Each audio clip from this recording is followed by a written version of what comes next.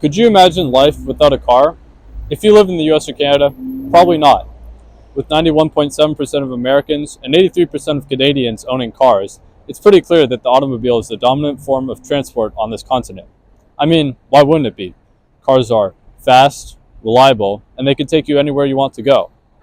Walking is too slow and inconvenient over long distances. Buses are unpredictable, and if your city has a rail network, it probably only goes to certain neighborhoods. So, I think we can all agree, life without a car would be pretty tough. Or would it? Is it that we choose to use a car, or is it that our cities and towns in North America are built so that cars are the only reasonable way to get around? As it turns out, it's the latter. For the past 70 years, cars have fundamentally changed the way that cities look across the world, but especially in the US and Canada. Unfortunately, this has been the worst. Climate change, racial inequity, and financial disarray in our cities have been exacerbated by car dependency. This is why.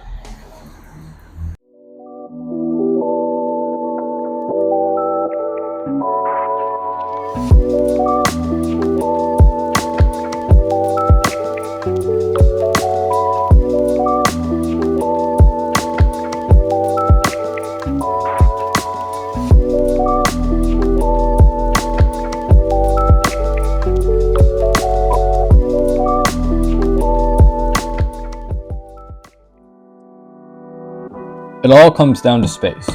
Cars are terrible at moving large numbers of people. Before cars, people in the US primarily got around by walking, streetcar, or train.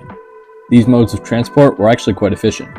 Take a look at this diagram. During rush hour, an urban sidewalk can move up to 9,000 people, and a non-street transitway can move up to 25,000 people per hour. Meanwhile, one lane of car traffic can transport a maximum of around 1,600 people during rush hour, if every car has 2 people in it. That's a generous assumption considering that 75% of Americans commuted to work alone in 2019. Cars take up way too much space for how few people they transport. This is the reason why car-oriented places, like the post-war American suburbs, have such wide roads. They need the capacity to funnel such large amounts of people. Even so, wide roads still face traffic congestion, and making them wider actually doesn't help. This is due to a concept called induced demand. The basic idea is that widening a particularly high traffic road, like a highway, will curb traffic for a few years. However, trips that were previously inconvenient to make due to congestion are now easy to make, because the road is wider. So more people will start driving again, and then the traffic happens again. This phenomenon has been proven time and time again, from LA to Houston to New Jersey, and so on. Car-centric cities during rush hour are terrible to traverse because hundreds of thousands of people in metal boxes from all over a metropolitan area are being funneled into dense downtown job centers with no other way to get around. In New York, traffic is also terrible, but at least you can take the subway instead, and it's pretty fast. Transit, walking, and biking are less affected by induced demand because they can move more people per amount of space they take up when compared to cars. Unfortunately, in car-centric environments, these alternative modes of transport are almost completely unviable because everything is spread out and being a pedestrian is dangerous along high-speed roads. In more compact cities, these options become a lot more attractive than car travel and are actually quite efficient. We will touch more on this later. The space that automobiles take up in cities also has significant financial costs. Before cars, cities didn't need wide roads and massive parking lots, which are incredibly expensive. Since cities were denser, since there were no cars to travel longer distances, plumbing and electrical costs were also much lower. Consulting firm Urban3 found that cities across the US, from Kansas City to Eugene, Oregon, were losing money to suburban sprawl while profiting from dense, walkable neighborhoods. Urban3 was founded by renowned urban planner Joe Minicozzi, who also happens to be on the board of Strong Towns, an organization dedicated to showing how car dependency bankrupts cities. You might be wondering, if suburbs lose so much money, why do they seem to be in pretty good shape? This is due to what Strongtown refers to as the growth Ponzi scheme. Essentially, when a new suburban development is built, it brings in a lot of money for the municipality. However, in around 20 years, when the roads, parking lots, and other infrastructure begins to deteriorate, the cost of replacing them is actually greater than the initial costs. To pay for this enormous cost, the city builds a new development, and then the cycle continues. This is exactly what happened in Detroit, but it went for the worse. When the prosperous automotive industry that had been the city's economic powerhouse became more decentralized, moving out to the suburbs, and having increased automation, the city had no reason to keep expanding and immediately went into decline. Detroit currently has $18 billion in debt. This is because Detroit is a very car-centric city, and without the tax revenue from new growth that the auto manufacturing industry had produced, the city went into decline. Cities and towns cannot simply be financially sustainable if they are built for cars. Car-centric cities are also environmentally unsustainable. Automobiles are notorious for their greenhouse gas emissions. 20% of carbon emissions worldwide come from road transportation. A study done by researchers at UC Berkeley found that American suburbs contribute to 50% of all household emissions, despite suburban housing making up less than half of all households. While greener electric cars are becoming increasingly popular, the infrastructure that cars need is also terrible for the environment. Between 1982 and 1992, Atlanta, a notoriously car-centric city, lost 38% of its green space to sprawling developments. All of that cement used to build car-centric infrastructure also has serious environmental impacts, contributing to 8% of emissions worldwide. Additionally, the large amounts of asphalt covering car-dependent cities contributes heavily to water pollution and higher temperatures. There are also many other downsides to dependence on cars. Car crashes cause 40,000 deaths every year in the US alone, with 20% of those being pedestrians who got hit by cars. The automobile also has a history of being used for discrimination. The rapid suburbanization of the mid-20th century was only accessible to white middle-class families, while poor minority and immigrant groups were left in decaying urban centers that would soon be decimated by highways. Even today, when the suburbs are becoming increasingly diverse, the appeal of the American dream suburbia has worn off. Sure, you can get a decently nice house in a quiet neighborhood, but other than that, it's pretty boring and your commute is probably terrible. Few towns have nice main streets where you can walk around and hang out. It's all just strip malls and big box stores nowadays. So, is there a better way to build our cities?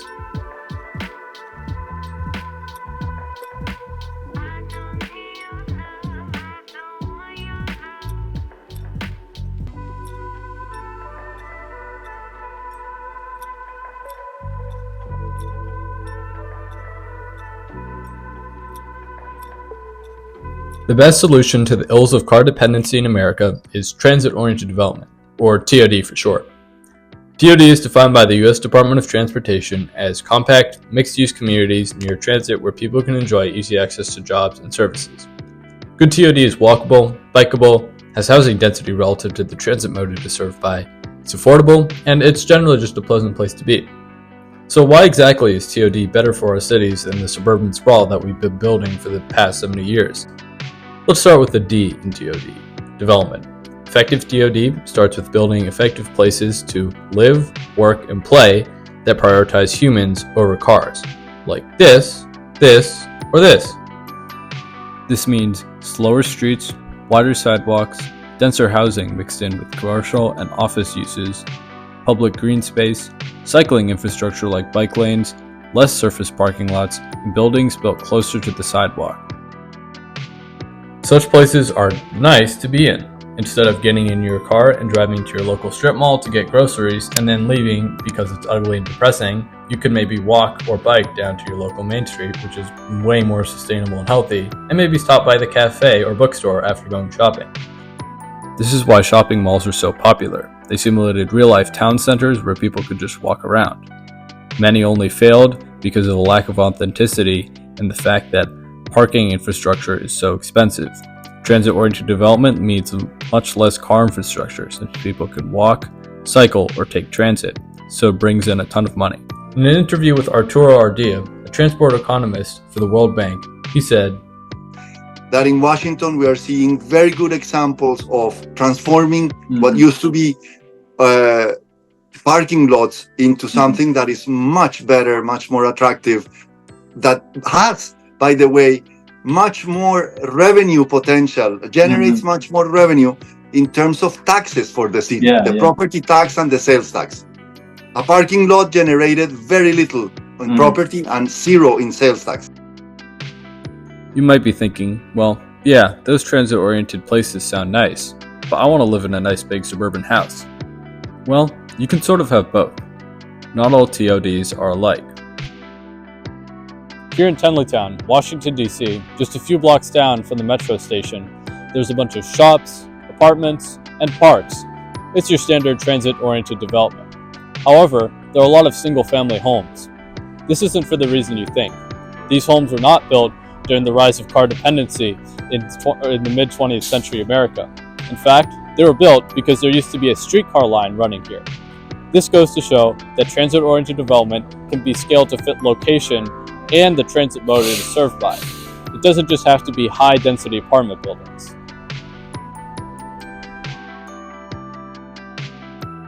It's worth mentioning that in Tenleytown, the houses are built closer together and have smaller yards, and are also laid out in a grid pattern as opposed to winding cul-de-sacs. This helps increase walkability. However, since there's a metro station here and the streetcar line is now long gone, I think it's time to densify the area a little more than it already has been. Speaking of transit, it's another huge reason why TOD is much better than suburban sprawl. There's a common misconception that public transportation is an inherently worse way to get around than driving.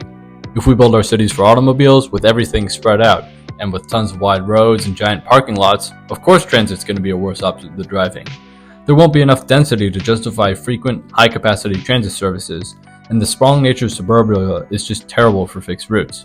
However, if we build the compact, walkable mixed-use development that we were just talking about, transit suddenly becomes very competitive with driving because it's more effective at moving larger concentrations of people. So, how do we build good transit? So the first two, the main two attributes that any public transport system should offer are frequency and reliability.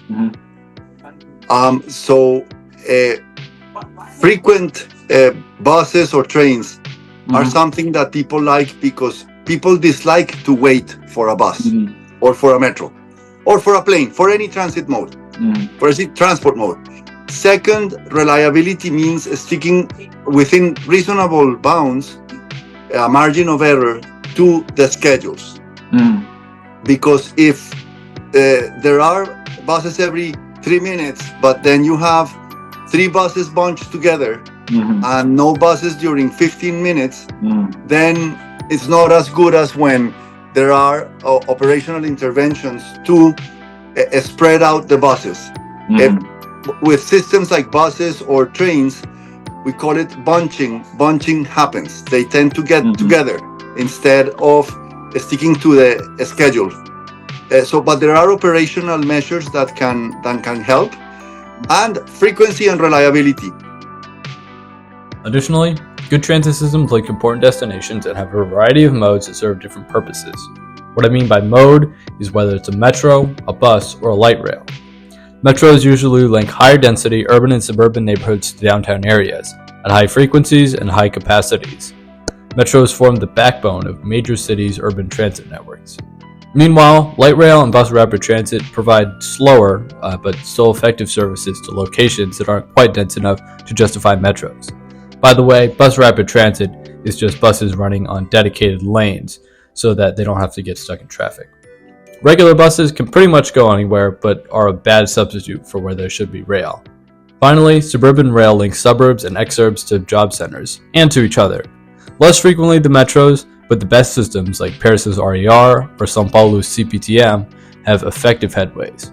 US transit systems often fail because they don't choose the right mode, in addition to being infrequent, unreliable, and very downtown-centric, meaning that suburbs or other urban neighborhoods don't necessarily connect to each other. There are so many cities in this country that should have high-capacity metros, but instead have slower, more infrequent light rail, which only takes cars off the roads during rush hour through parking lots in certain neighborhoods. In the sprawling cities of the US, speed is incredibly important to get transit ridership. If you're driving 60 miles on the highway and suddenly get passed by a train, you might consider taking the train next time. But transit doesn't always have to be faster than driving, because there are still many advantages to it. When you rely on transit to get around instead of cars, your cost of living goes down significantly. According to the Bureau of Transportation Statistics, the average cost of a car with 1,500 vehicle miles in 2022 was $10,000 per year. In Philadelphia, a city with an extensive transit network by North American standards, the average rider pays only $1,008 per year. Now, that assumes people only use transit code to go to work and back on weekdays, which is sort of unrealistic. I assumed that a person who is dependent on transit took an average of 3 trips per day, which comes out to be $2,190, which is still significantly less expensive than the $10,000 per year that it costs to own a car. The environmental cost savings of public transit should also be noted. A study conducted in London, which has a world-class transit network, found that even electric car users had higher carbon footprints than people who primarily use subways, passenger trains, and buses to get around. This is simply because public transport vehicles carry more people per greenhouse emitting vehicle. Transit-oriented development is better than suburban sprawl in many ways. Unfortunately, it's not easy to implement.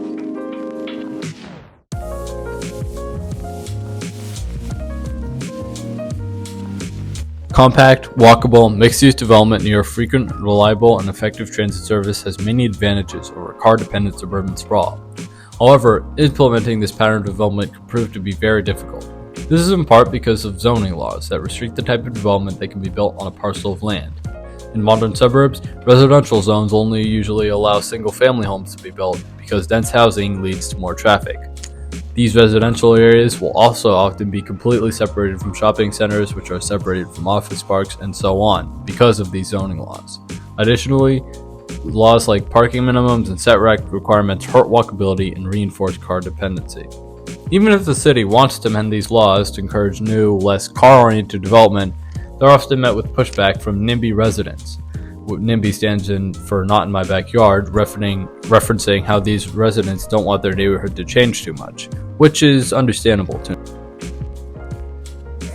This brings us to the next reason why TOD is so hard to build. There's simply so many parties involved. Developers, nearby residents, city officials, urban planners, transportation agencies, and other groups often have completely different interests when it comes to building TOD. This is especially true when it comes to the T part of TOD, transit. In the US, transit projects are almost always delayed or over budget, compared to countries like Sweden or Turkey that can build transit at a reasonable cost. A NYU study found that this is mostly due to too many parties being involved in the construction process, and a lack of transparency between this. Oftentimes, to reduce costs, the mode of transit will be scaled back. For example, building a light rail instead of a faster metro or suburban rail. Yet, these projects will end up too expensive. Residents living near where these projects get built may not be super friendly for them, because they don't want their neighborhood to change from too much new development, or they will believe that this transit line will be practically useless.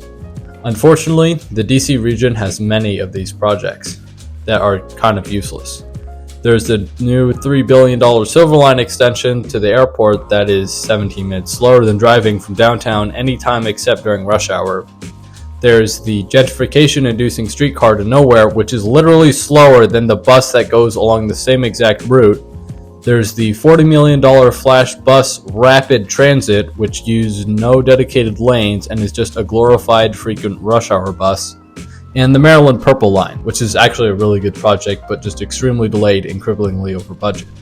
All of these projects were well-intentioned and probably will see more success as time goes on. But it is important to remember, for that transit to work, it has to be good. If we're spending billions of dollars on projects that are underwhelming when it comes to the usefulness, why even bother? At the same time, it feels like we're not spending enough on transit on this continent. Paris is building 3 new metro lines with 68 stations, while most US cities are maybe adding an overpriced light rail line.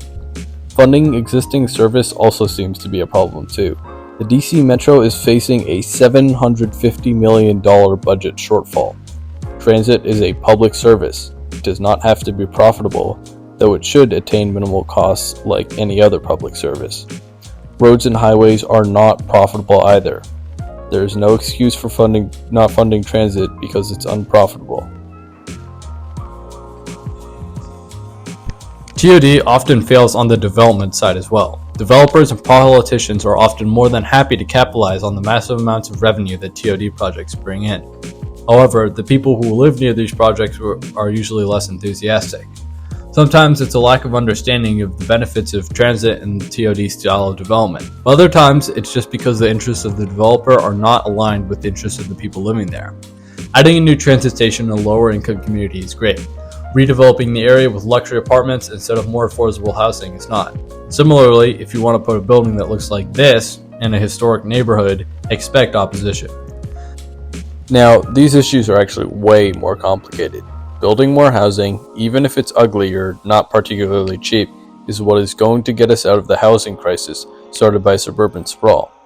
This is because building more housing adds more supply to the market, particularly if it's denser. The point I want to make is that even if you can't please everyone, developers and politicians need to reach out to communities to make sure that TOD projects make sense for them. This doesn't mean giving into NIMBYism, but maybe adding a park if residents are concerned over loss of green space, improving bus service so people don't have to drive, adding sidewalks and paths so people can access a new walkable development without a car. Sarah Klein, a member of the WMATA Board of Directors, in an interview which I unfortunately don't have the footage for, gave an example for what a good community outreach program looks like for these projects. Angela Alsobrooks, a county executive in Prince George's County right outside of DC, has been reaching out to communities in the majority-minority suburban county to gain support for a massive redevelopment project along the county's 2 metro corridors.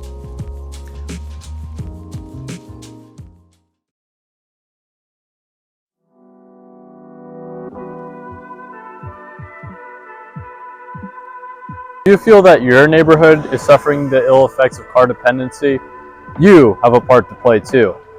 City governments and transportation agencies will often put out surveys and questionnaires to gauge public opinion on support on projects such as highway expansion or transit or new development. Additionally, you can show up to neighborhood advisory council meetings to share your opinion on such projects. To rid America from its disease of car dependency is a momentous task. It will probably take several decades, if not maybe a century. Cars are useful tools, and they have their place. However, we should not build our cities and towns around them. Doing so has been a disaster for financial stability, environmental sustainability, mobility, equity, and so much more. The future of urban planning is walkable and transit-oriented. Thanks for watching.